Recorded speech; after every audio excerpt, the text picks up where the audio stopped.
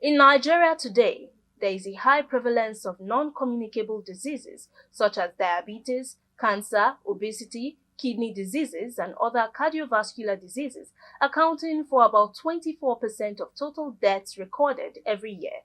Over the years, several studies have linked the intake of excess sugar and sugar-sweetened beverages among the leading factors of non-communicable diseases, NCDs. As part of efforts aimed at combating NCDs, the federal government, through the Ministry of Health this Thursday, inaugurated an ad hoc committee on sugar-sweetened beverage tax in Abuja, the nation's capital. Our correspondent was there and now tells us more.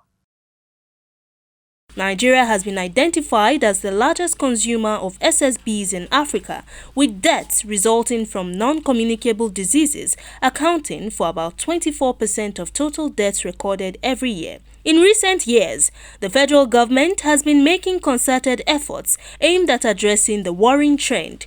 In 2021, it announced the implementation of an excise tax of 10 naira per litre on sweetened beverages as part of efforts to prevent and discourage excessive consumption of sugar among Nigerians.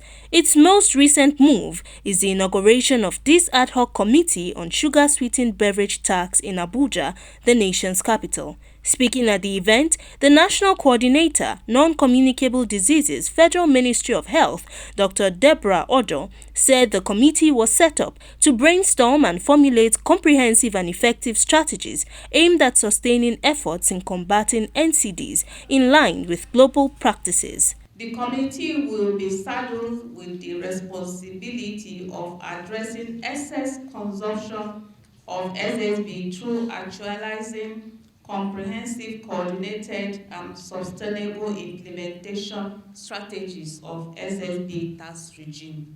They are committed to attain the global best practice of at least 20% of the final retail price on all SSBs, as the current 10 naira per litre price fails to achieve that. This commitment aligns with other government efforts in improving the public health of Nigerian populace. Speakers at the event, including the Executive Director, Corporate Accountability and Public Participation Africa, Akimbode Oluwafemi, while lauding the move, stressed on the need for proper legislation, political will and effective collaboration to ensure the sustainability of the SSB tax regime in Nigeria. We do not have any doubt that the current government that has said clearly that it was going to prioritize health. The Tinubu government has also said that it will also increase funding into the health sector, that this government will look at even how to generate the revenue.